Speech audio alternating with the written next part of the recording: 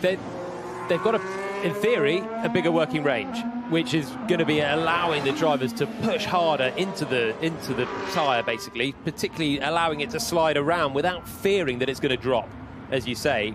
And often when it drops, it goes away.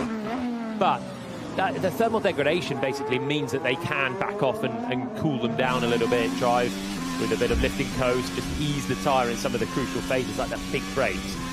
So lifting coast would help that, reduce the peak braking and reduce the amount of energy going through the tyres. Reducing speed in the high-speed corners, an easy way to do it. Of course, both of those things slow you down a little bit.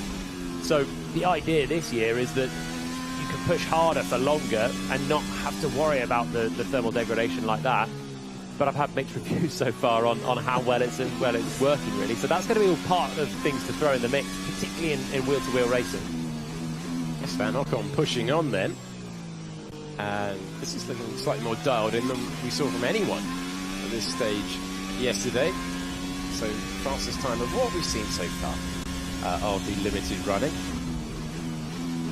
Getting on with it finally, Alpine.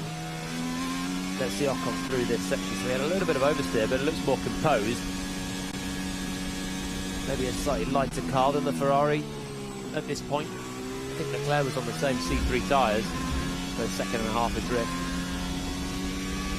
Alonso was the driver that had those 12 laps at the end of Barcelona, and finally the team thought they'd unlocked the car, and then their day ended very abruptly. So this is going to be Ocon's first real chance to push the car on what looks to be a lighter fuel load.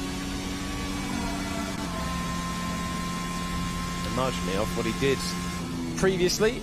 The benchmark is still 1:36.4. Yeah, just slightly slower in that second sector, despite posting a faster time through the speed trap. Do you notice the cars, they're always fighting now at the wheel?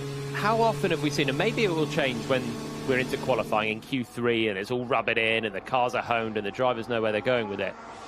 But pretty much every time we jump on board with the driver, they are making corrections at the wheel.